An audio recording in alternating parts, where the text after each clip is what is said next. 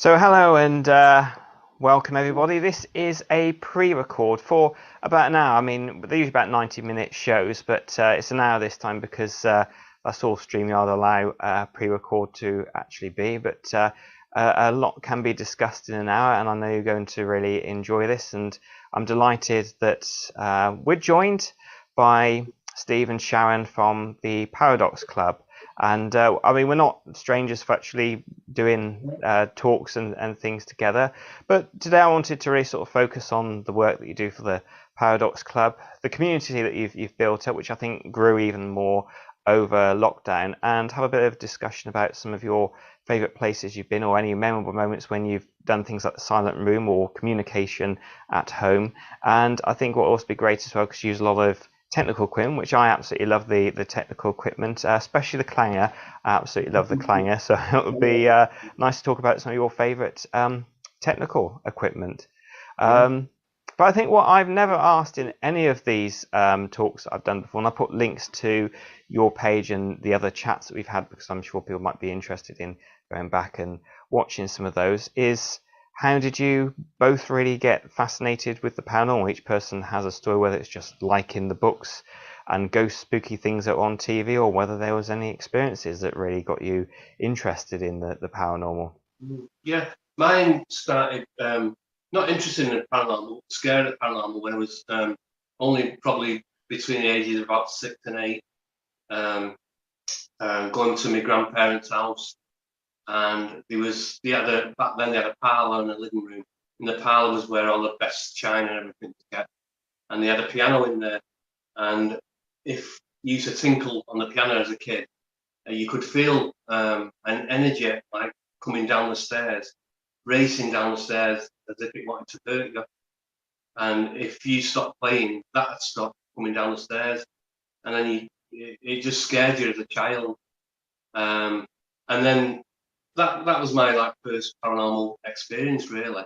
But what got me into it was probably watching old films. To tell the truth, my sister was frightened to death of anything like that, so she used to make me stay up while she watched the films, and I'd be falling asleep, and she'd keep nudging me.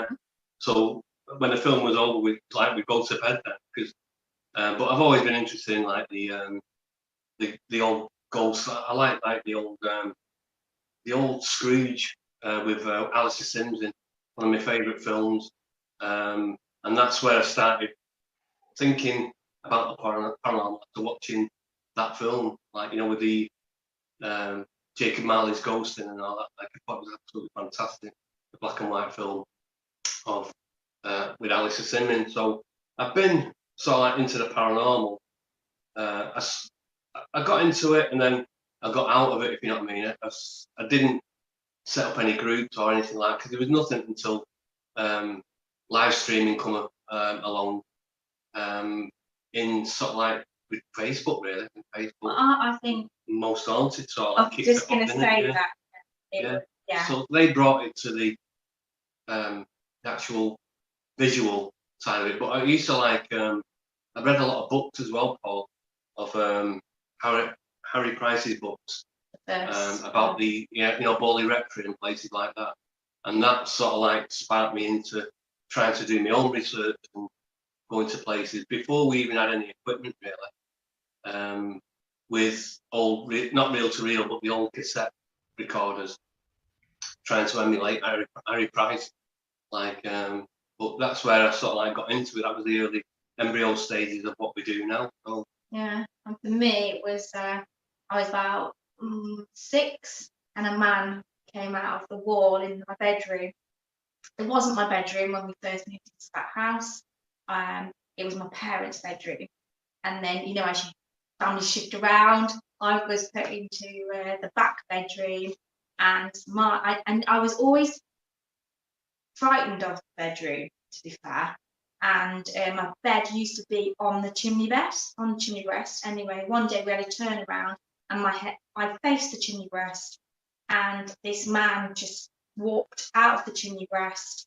He came over to the bed. He looked over at me, and I'm trying to scream, and absolutely nothing is coming out. And then he turns and he walks, and of course in the 70s he had very highly glossed doors. Oh yeah. And so you could see his reflection. He went into the bathroom.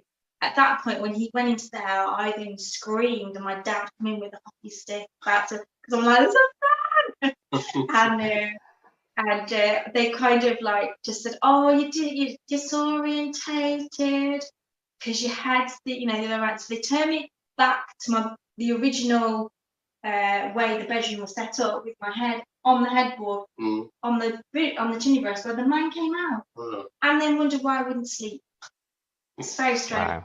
And then when I left home, when I got married, they said, "Oh, do you remember you said about the man?" And I was like, "Yeah." They went, "Oh, that happened to them their very first night they moved into the house."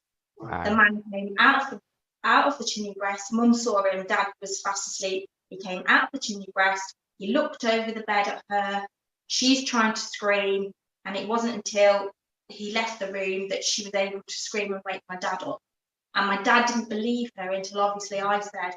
So I had that from 6 to I married at 21. So all that time I knew they weren't right. I knew what I saw, kind of thing. But when they said that, I was like, oh my goodness. And then that's around the time Most Haunted came out, and so it's inspired your interest, and then life takes you on, family life takes you on, and you kind of put it to one side. Yeah, it's when you get more time on your hands, you start to think, what did I used to enjoy, Yeah. And you start going. I mean, I split with my wife, my first wife, and it just allowed me time on my hands. So I started to go to spiritualist church, and then joining like the sessions they used to do after the church, spiritual awareness, called that. And then I ended up shutting down the place, and I just sort of like got into phones and Facebook then, and decided to Facebook Live. But, and very similar to me. We discussed this because I think when you go through kind of like trauma, you had that, and I was the same, and it was I wanted to see a medium, a one-to-one. I guess I needed that. Is the life after divorce, very kind of thing. And he kept cancelling my one-to-one sessions. But then I saw that he was doing meditation, by which time I was panic attacking, like there was like a gone out of fashion. You had very similar anxiety, that kind of thing. And where you went to the spiritualist church, I then tried to down the meditation route, and this medium had set up a group for meditation just recently. So I said, could I tag along for that? So he said yes. Never meditated, done any kind of meditation in my life, and when they were doing the session, I couldn't concentrate. I couldn't. When they said walk, I was flying. When they said gentle breeze, it's like the wind was taking my hair back. I really struggled. Then we stopped for the coffee, and but I just knew that I was trying to get myself relaxed without having to go to the doctor, without having to take tablets. And during the coffee break, he said, "Look, we're gonna go we're gonna put you in a field. You're gonna wake up, and there's gonna be a gentle stream, and you're gonna walk down." So he kind of told us kind of like what we were gonna do, kind of thing. So we started the second session again, and it's in a field, and it said there was a stream, gentle stream. Mine was like rapids. I was thinking, oh my God, I can't do this. Walk down this path. I flew down the path, and then he took you to like a hill, and at the top of the hill was a bench. He said, just make your way up to the bench. Well, I flew up to the bench. Most people walk. And he said, if there's someone on your bench, just ignore them and just sit down. I thought, well, there's no one there. And of course, you sat in chairs during your meditation, thinking, just imagine you sat on your chair, kind of thing.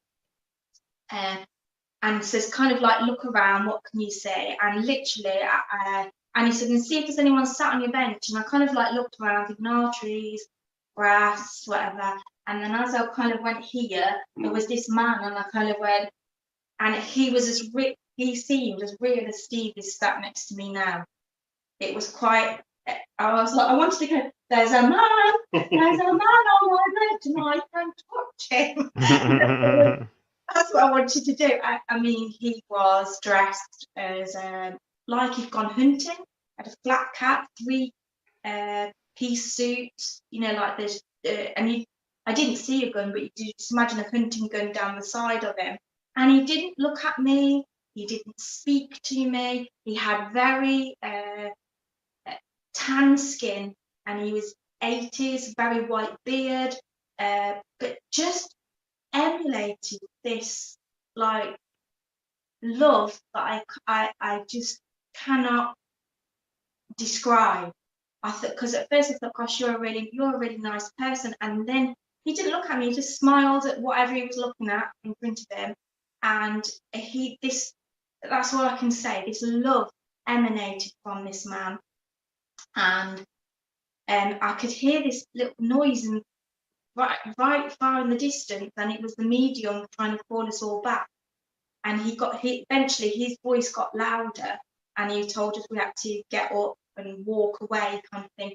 I didn't want to go. I wanted to stay there because it was just lovely. Yeah. And I walked down. I followed the mediums, how he said walk down. All the time I'm looking back at the bench, and I walked through the gate. I walked past the gentle bubbling stream, and I went back to the chair in this other field, and I sat down. You know, I followed all that instruction there, and I came out of there, and I was like, they then go around the room and say, did anything happen to you? And I was like, well, there was this man, and they said, did you know him? And I said, no, I've never seen him before in my life.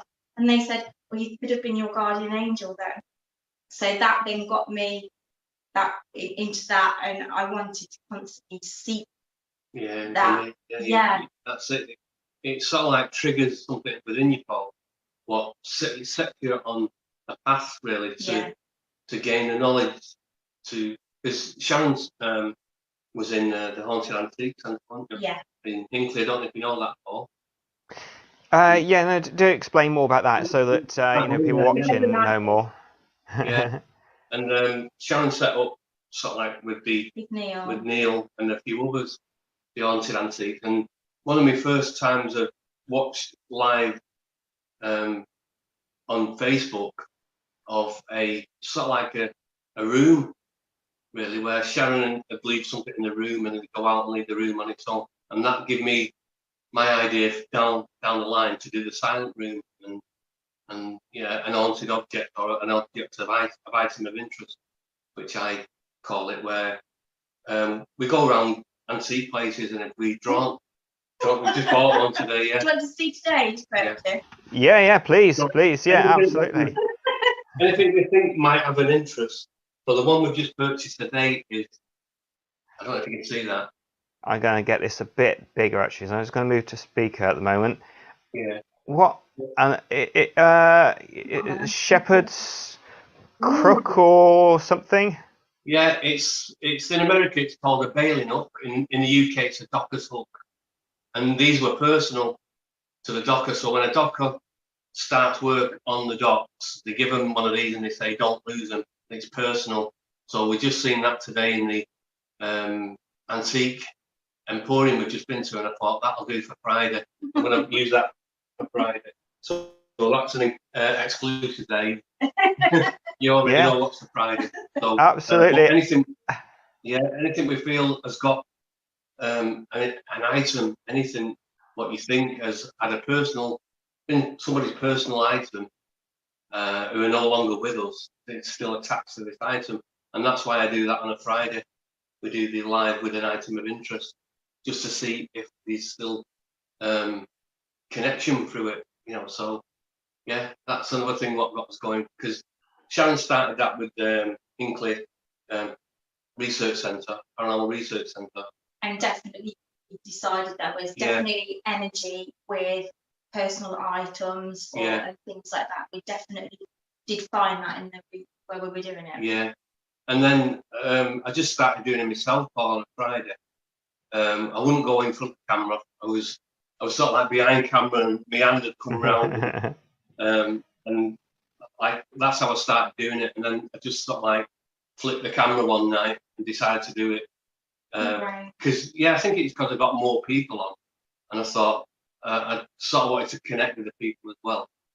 And that's how I ended up started doing it. And that it went from there one night on a Friday to what we do now is like every night. Yeah, Monday to Friday we do, and a Saturday I do something different on a Saturday because I like anything with interest, like history or churches, anything like that. I like to have a walk around and research them the week before and go around. We built up over lockdown to like 3 nights, wasn't it? And then we hit 1,000 followers we thought it was amazing. On Facebook.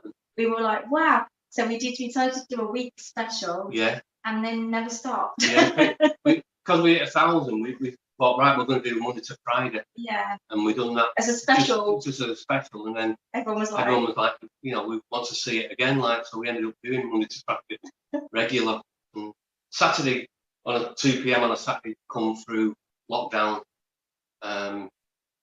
due to the fact nobody could get out. I was furloughed. I was bored. So I thought the best thing I can do is join something I enjoy with exercise. You're allowed out. So I just started to go to the local churches, like within a couple of 100 yards from me. And I've sort of like gone like that now and spiraling out. So I research the churches and then go to them on a Saturday, and I really enjoy doing it. But again, castles, we've done a castle on Saturday, didn't we? Paul, he always takes me up somewhere that's got steps. 45-degree angle. Yeah. Oh no. It's exercise, you see, as well as a hobby. Absolutely. But like I say, it all started really going on 5 days a week because we thought everyone was bored. Everyone was at home. Everyone was like sick of watching TV. And I'd do a live on a Friday, and they say, "Oh, can't do Monday." And I think, "Oh, I've got." And I think we all became a big family. We did, yeah. At that time, we were. You'd be surprised, Paul, how many friends have come through the Paradox Club who actually now we are a family because everyone, when we go live, everyone's asking how each other is. And someone's not been well, and someone will ask, how was you? Are you better this week? So it is a community we've formed, really, more than a club. And a lot of people on the Paradox Club have said we were a lifeline through through the pandemic, and that they just can't. You just love being on, and it's like we try to be serious. Yeah, we sometimes it happens. Somebody will say something in the comments, and the night will just go, and it's just everyone like joking and laughing. And if you're new to it and you join, you must think, what's going on here? But if you're like one of the members, like it's just you get the banter, if you know what I mean. So, but it's serious. I mean, 99% serious. But we do like it when it goes off because sometimes you'll get a message then from people and they'll say, wow, I really needed that laugh tonight. You know, it's really the paranormal side took a side swipe, and everyone's enjoyed the laughing. And one evening was Sharon and her mum, and it was about 45 minutes of them two laughing, and all the chat was laughing, and then everyone said, "What a great night!" We've done nothing apart from watch Sharon and Sandra laugh. Well, they always say laughter's the best medicine, most definitely. Yeah. You know what is really bizarre? You're talking about at the beginning, Scrooge, Alistair Sim. I actually, for some reason, I don't know why, because I mean it's middle of summer at the moment, and I just decided to put on a couple of clips of Scrooge, Alistair Sim, which is just really kind of totally random. So I couldn't help but smile when you said that. And the other question I was going to have is that Sharon, with the man that you saw during the meditation, they said like a guardian angel. Have you seen him at all since that point? what happened then was it was like a drug. That's all that, I wanted that, to feel that again, because it put me on cloud 9 for a good 5 days, I'd say. And then you start to come down. But it got me into meditations. I was following the ones on YouTube and things like that. And I was desperately seeking him again, kind of thing. I was desperately seeking him. And it kind of just left me, kind of thing. And I just carried on listening to the guided meditations. And there was one time again, I got quite low, but not as low as I was that very first time. I was very low point. And I put on a meditation, and I was feeling very sad. I could have quite easily I probably almost like crying myself to sleep, kind of thing. And this meditation came on, and it took me to a different building, and I had to, when I went in, it was very Roman bath-like kind of thing, but it was a place I'd already known, apparently, kind of thing. Anyway, I then had to wait in this room, and it was a guided meditation again. I had to wait in this room, and then this person came in, and again a male came in, but I didn't see that they were male. And I was sat at a table, and they sat opposite me, but I saw his hands, and it was the same essence of that first love that I'd had, but I didn't see him this time, and his hand. And then they gave you something. I can't remember what I was given. I think it was a coin, a gold coin he gave me. And he held my hand, and then they said, right, it's time to go now. And I remembered that I was like almost led out like this. I had the feeling of that on me, and I was like, I don't want to go. I want to stay here. Mm-hmm. And he said, you can't stay here. You've got. He didn't say those words, but that's kind of in your head. Yeah. He goes, you can't stay here. You've got everything you need. You're fine. And I was like, I'm not loved. Please don't send me back. And he's like, you are. You've got everything you need. You need to go. And so I obviously went into that meditation. Could I find that guided meditation again? No. Never found it to this day, Paul. Never found. Yeah. And so I think now, probably at my time of maybe, and again, that I've never seen him or felt like that again. But I think I know that it's there, kind of thing, that it's, yeah. So it's strange, yeah, very strange. And you probably needed that meditation right at that very point. So, you said try to find it again, but it's probably because you don't need it as you needed it back then. And I think that moment. It came. I think that was probably, I think it was them, I was being guided. That meditation was there, set up for me to do that, and then it's disappeared because it was put there. That's how I see it, by my guardian angel, by the guardian angel. He's like, you don't need it now. You don't need me. It's sort of like this level, and you've sort of like he's took you to that level. Yeah. And now you do your own. You do your own meditation now, don't you? Go straight to it now. Yeah, so I don't need guided meditation now. I can do it myself. And you've been helping me with astral traveling. Yeah, astral traveling, things like that. Yeah, I tend to do that. I try and do a bit of that if I can. Meditation, I like to do that. But I think we've discussed. I probably always have done astral travel, but just never put myself in, right, I'm going to astral travel. Yeah. If you know what I mean. I've gone to sleep and it's probably happened. Whereas now I can probably I can do that and think, right, tonight I'm going to go and sort of travel. And I said to you tonight, I felt your body lift. It's very. Have you ever tried that? Sharon said to me, I feel myself lifting, and I stop myself. So that's when I said, well, you just let yourself go. That's yourself, like thinking, no. But I said, just let yourself drift, and you tried that. Yeah. It's something I've not done, astral travel, but yeah, I'd like to do that. I've done like the past life regression, as you know, and I've done place memory as well, so tapping into what would have been around at a specific time. But astral travel is something that I haven't done.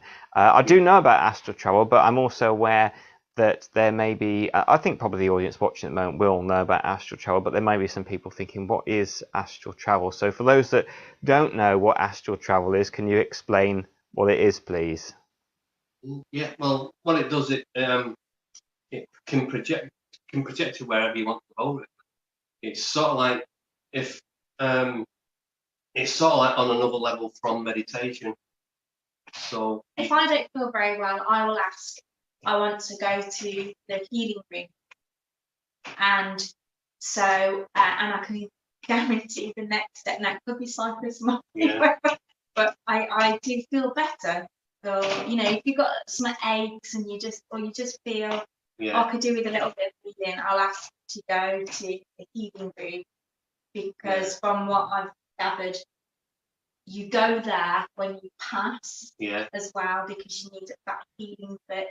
But apparently, earthbound, you've got a tie to earth, so they can tell if you're earthbound or if you're astral bound spirit. So, but there'll be that. I've been to one of the most, what I can describe in detail, Paul. It's like, if you can imagine it's heaven, what heaven would look like.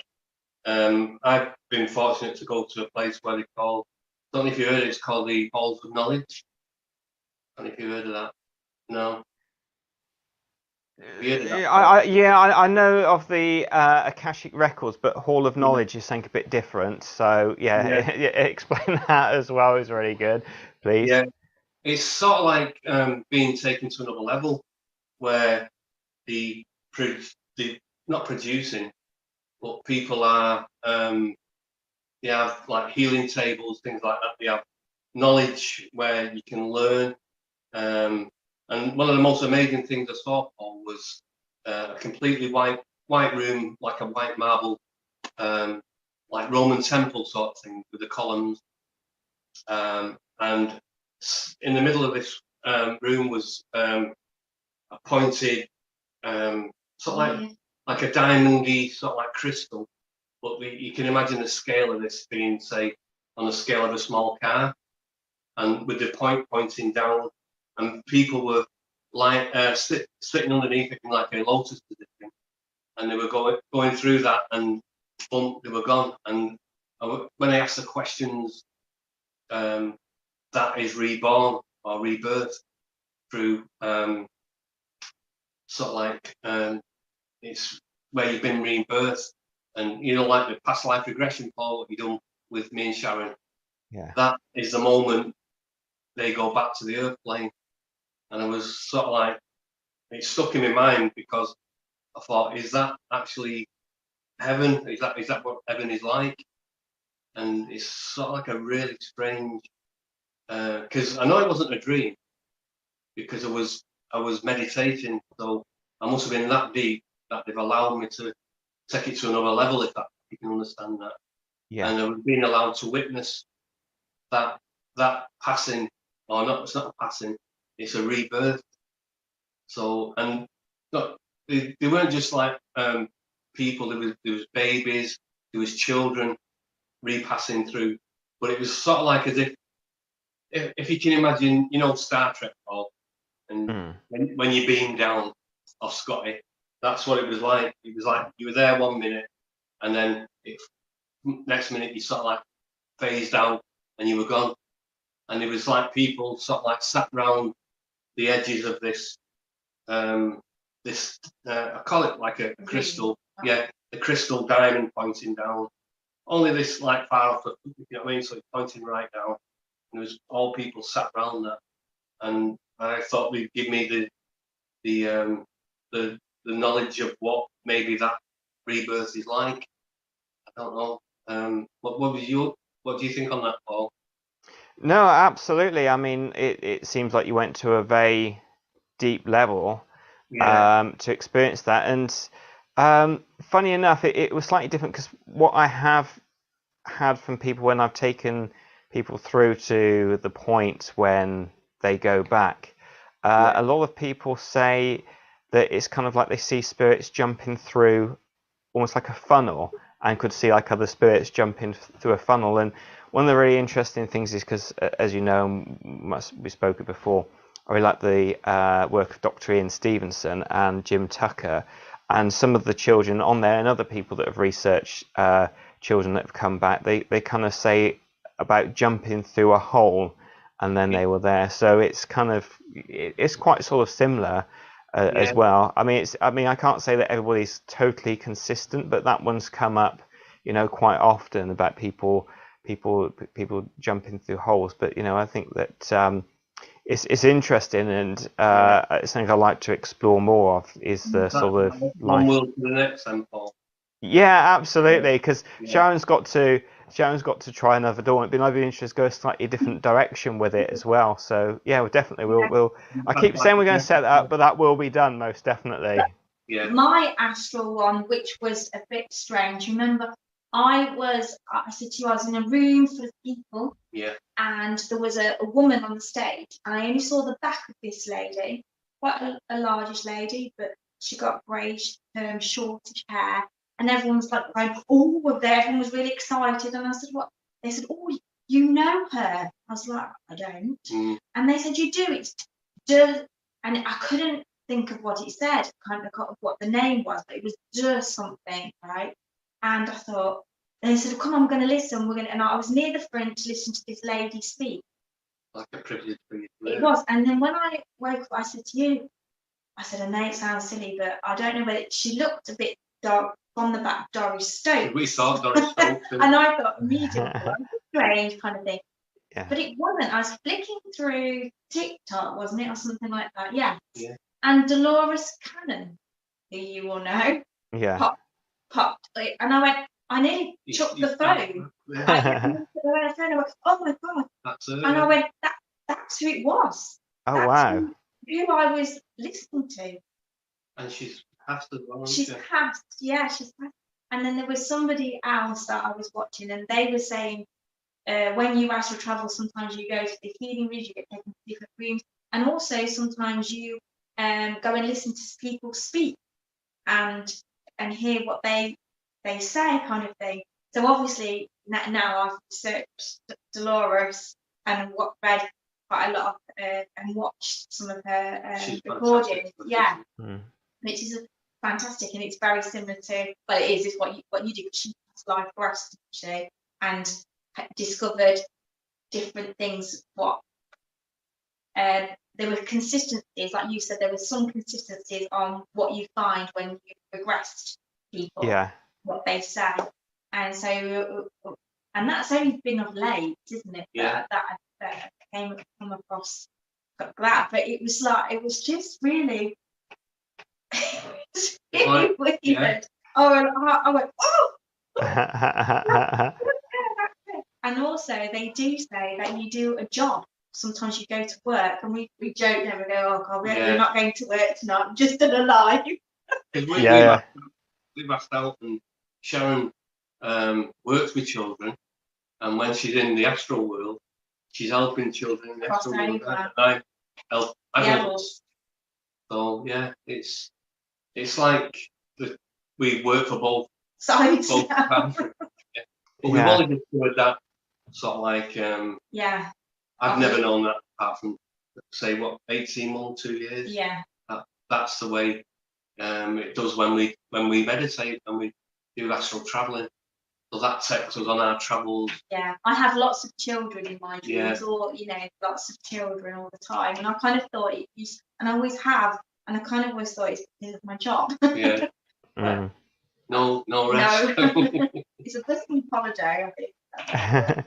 Yeah, absolutely. But that sounds, and I have a huge respect for the work of Dolores Cannon, and one of my trainers, Maria Wheatley, worked with Dolores Cannon. So it's really interesting. So that kind of made me really kind of quite pleased that you saw her on a spiritual plane. Yeah. So yeah, I mean, it's amazing how quickly this time's going so far. But some which I thought, because just to get a mixture of different things, because the silent room use a lot of technology, Steve, and you take apps out with you when you both go out to places, haunted locations, and communicate. What are some of your favourite equipment to use, and can you also explain what they are as well? Because I think most of the people do know what things will be, but if you say like ghost box, there might be some people coming to this completely new that won't know what a ghost box is, etc. So a couple of your favourite, a few of your favourite items that you use, and some great evidence you've got from them. Yeah, I think my favourite piece of equipment is the EVP player, because that's in the moment recording. It's it can't be denied that things have been added to it. It's live, and you press record, and you're recording whatever you can hear at that time, that moment in time. So that's probably my favourite piece of equipment. Again, going back, it used to be the old cassette. Before that was the old reel-to-reel people used to use. But today we've got modern technology. You can even use your phone these days. But I like to use the EVP player. The cultist box. The cultist box is fantastic. I do like the PSP7 That is our Spirit ultimate box. favourite. Yeah, because again, that scans through radio waves at thousands of radio stations in a reverse sweep. So whatever you're hearing through that shouldn't be. Oh, the sound's gone. If you can unmute yourself, I don't know why you just suddenly. So, is my sound still on? Because I can't hear you. Sorry about this, everybody. I'm going to leave this in or cut this bit out. The SP7 Spirit. And I've come through that, like the Geo box I used to use, and like now I absolutely love the cultist box. My favourite piece of equipment. The only thing about the SD7 is that for anybody listening, if we do it on a live, it's so and it's really loud. And so when you've got headphones on, which we always suggest our followers to put headphones on, so you can hear the EVPs, or when you're doing the silent room, and you got it silent, sometimes you can hear something and then it's caught on EVP. So, but it's too loud, the SD7. So the next gentler one, which we like, is the cultist box. So what the SP7 Spirit box is based on white noise, Paul. So it's like scanning through an AM radio in reverse sweep with like that as fast as you can. You just get noise. But what the cultist box does is filter out that white noise. So where the SP7 Spirit box is noisy, the cultist box can be noisy, but it kills out the white noise and just brings sort of like through the voices, or what the spirits allegedly can communicate through. Which, when we took that out on the bridge of late, we had we were actually trialing a piece of equipment for Andy Bailey. He sends Steve bits of equipment for us to try out to see what we get, and we had his box, which was very similar to the cultist box, and the cultist box, and they both came out with really good evidence. It was at the scene of a murder from 1963, like a murder of a young girl, and we wanted to go back and see if we could pick anything up from that area, because I was born where we were filming. Wasn't born there. Grew up around there, and it's always been known as a ghost bridge. Like, scared when we were children, scared of going over the bridge, and it's because of this murder. But we were getting evidence both through Andy's box and the cultist box, and also the same sort of like voices as well. There was because it was an Asian gentleman that committed the murder, and we had an Asian male voice coming through on both boxes. So we were like, wow, that's quite interesting, because that's what we like about some of the equipment. It's not necessarily that one piece. It's if it's got other triggers, other things off, you think that's interesting. That is. Yeah. So to get the two boxes, both having the Asian gentleman coming through, Yeah. and saying very similar, well, saying the same things but on different boxes, we were like, wow, that's. Yeah. But when we do inside Paul, obviously the best thing is your ears and eyes, and to sit in a darkened room and just listen to the room first, like, you know, and get to know the sound of the room, things like that. But also another piece of equipment I do like is the laser beam tripwire. It's a simple child's toy, and it's just one laser beam from one connector to another receiver, like, and if anything breaks that laser beam, it sets off like an alarm, and that we've had that a couple of times round an item of interest on a Friday go off. Our other one that we like together is where one plugs into the app. Yeah, we do that. I don't know if you've seen that before. Or the box. So we'll plug ourselves into the cult box or into. Oh. Yeah. No, I've not seen that one. Yeah. We put headphones on, blindfold. Sharon will ask a series of questions nearer to the camera, and which I can't hear Sharon or see Sharon, and she'll ask like various questions, and I pick up what's coming out of the box, and I say what I'm saying, hearing through the box. That's a really good one. And the direct responses on that are really good. Yeah. That's one. I think that's one of our Paradox Club members' favourite ones as well. But we did, and we've started now using that because we were only using that inside when we were together, and we now use that when we're out. Yeah. And I had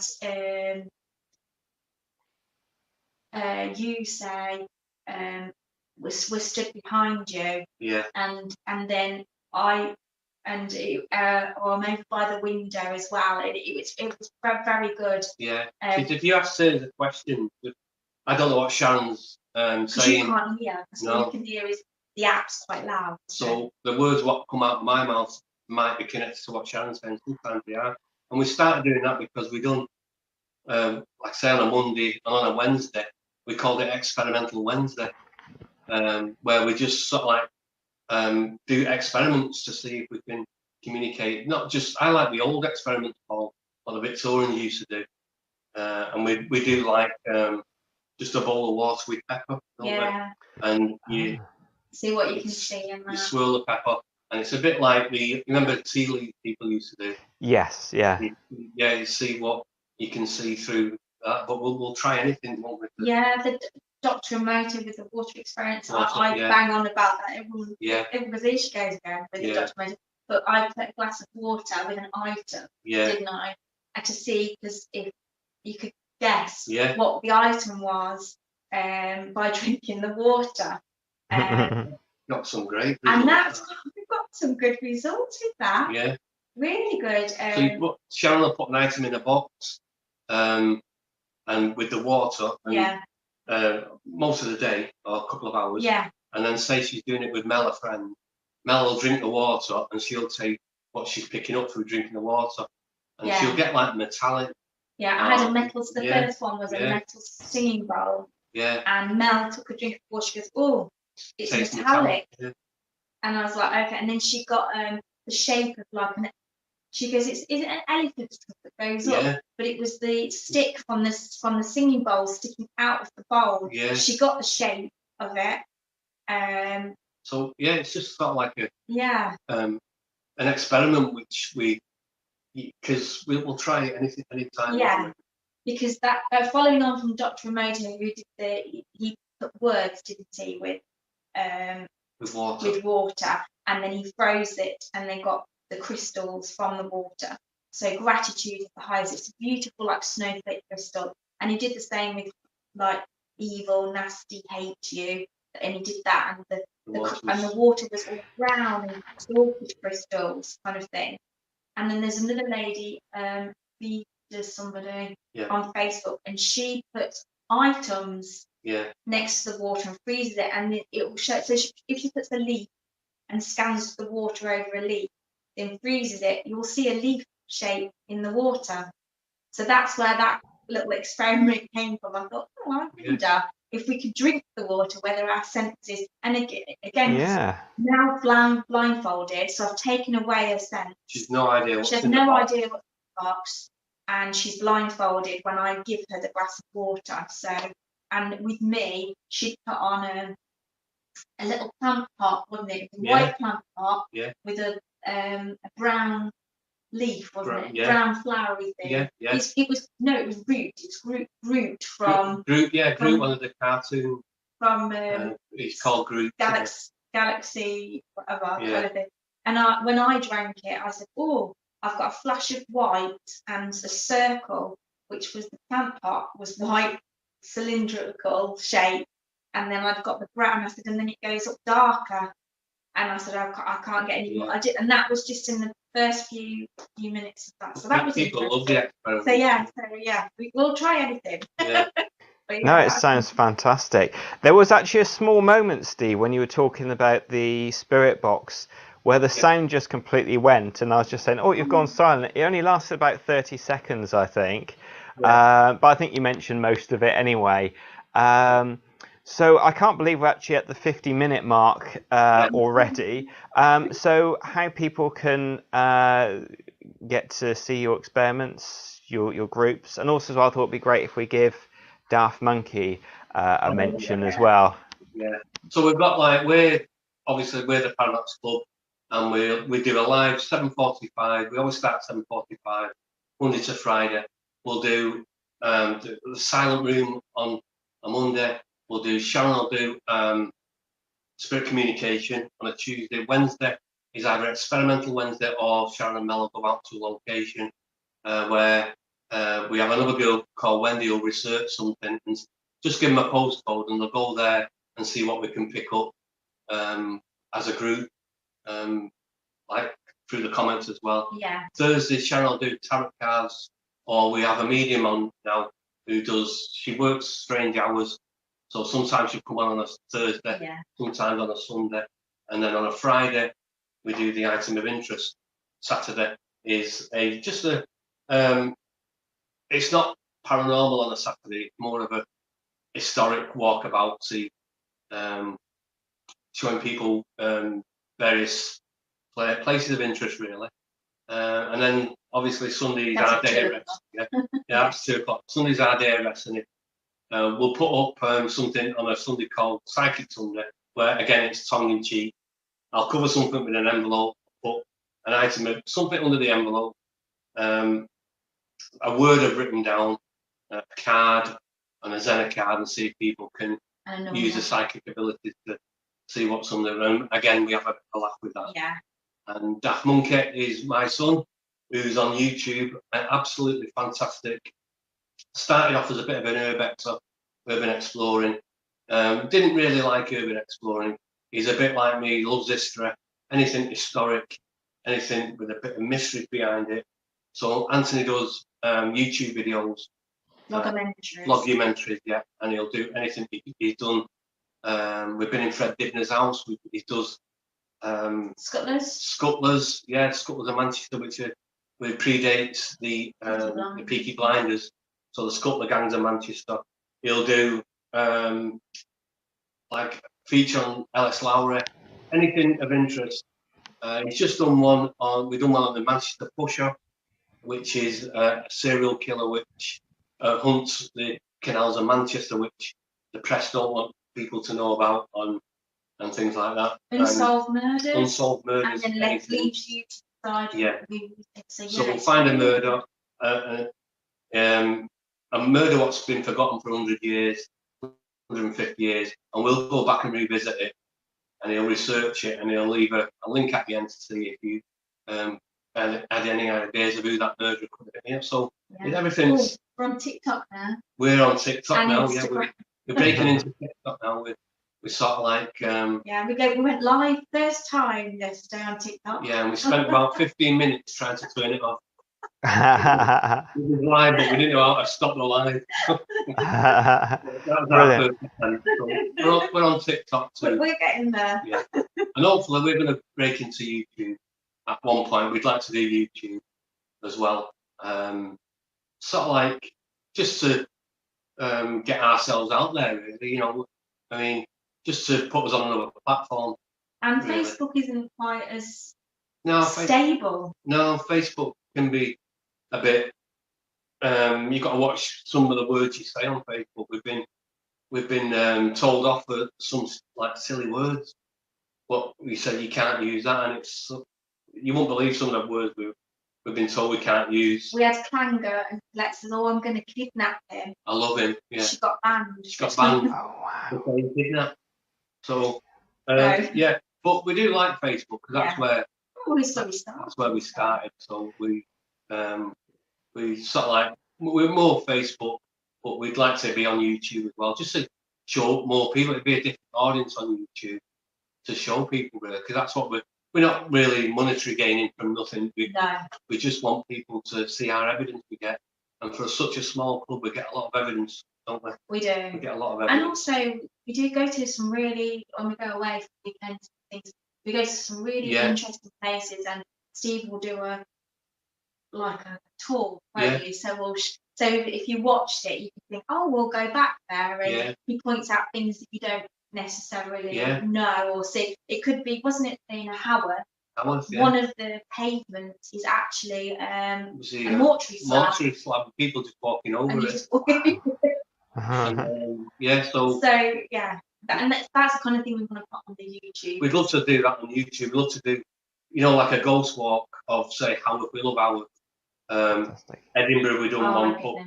We'd love to just go to, say, Whitby, find out a bit and do our little spin on a ghost hunt. Ghost tour around there. But people might look at it, oh, you know, I never knew this happened here and that. You know, so yeah. Then we do turn into Slurpy Steve. And Slurpy Steve's a new character. And we more to Sharon. And then we tend to test out a bit of beverages. Yeah. In the local watering houses. Yeah. And rate the beer. Yeah. It's all research and development. It is, yeah. So absolutely. We'll try a beer and we'll give it a 1 out, like a 1 to 10, and say we'll only have the 1 though. Yeah. So that's a bit of another thing. So you might see Slurpy Steve on YouTube as well. Oh, that sounds lots of fun. So literally got about 5 minutes left, and I cannot believe that it's been an hour that we've been talking nearly. So yeah, I mean, is there anything that that you say is of everything that you've done that has been the most amazing, brilliant experience that you've had whilst investigating the paranormal? What would that be from both of you? A lot of it is the evidence we get in my flat, in the kitchen. There's so much evidence we get in there on a Friday. On a Monday and Friday, really. For a little kitchen, we get so much evidence from there. But one of the best things I've ever done, Paul, is the Past Life Regressions. The Past Life Regressions. Thank you. Yeah. It was unbelievable. And to actually go back, we went back on probably the windiest, hurricane-ish day of the year, didn't we? To Llandudno, just to retrace the steps of the Past Life Regression. It was absolutely fantastic to do. And it was like Sharon said, when we was coming into Llandudno, we was following the sat nav, and we was going straight on. I said, we'll turn right here. And she said, no, it's straight on. So we went straight on. But when we was coming back to find the grave, his parents. Yeah, it's where we turned right. Where we would have turned right. Where you wanted to turn right. Yeah, his house and graveyard was there. Yeah. So it was like, wow. It's one of the most fantastic things I've ever done. Yeah. Oh, thank you. Oh, that's really nice. And definitely, when we finish this, either today or some other time, because I'm putting again more stuff out online. So we'll arrange something else with both of you at some stage, if you're up for that, and definitely do it this time rather than me talking about it. Sorry. Yeah. Sorry, again, Steve. Get down one of the doors. Yeah, absolutely. Because I think, as you were saying, Sharon, I think you had a little bit of an extra peek before I told you to go through. I think, because that reminds me of you flying up the hill to begin with. When you put me back, you were like, "Come on, back now." I was like, "I don't want to go through that door." Yeah. So we'll do the other door, definitely. And yeah, with Steve, I mean, definitely the life between lives is good, or another life, or explore more of Sydney. So we'll have a discussion and get that sorted. Yeah, thanks, Paul. Brilliant. Well, thanks so much for doing this afternoon. As you probably are aware, this has been a pre-recorded, but it's been absolutely fascinating, fantastic, and it's such a shame that StreamYard only allow 60 minutes, because any more than that, even if it's like 1 second over, it won't allow you to put it on the pre-recorded one. But we'll have to do a sync again like this at some other stage in the future, because there's so much more that you do on the Paradox Club and have experienced, that we've only just come the very, very tip of the iceberg here at the moment. Brilliant. I usually give a shout out who's coming on next week, but because it's a pre-record, I don't know who's going to be coming on next week, but whoever it will be, I'm sure it'll be brilliant. But thank you again. You're right, just to stay on just a couple of minutes after we finish this, just to have a bit of a chat. Yeah, thanks, Paul. Thank you. Thank you.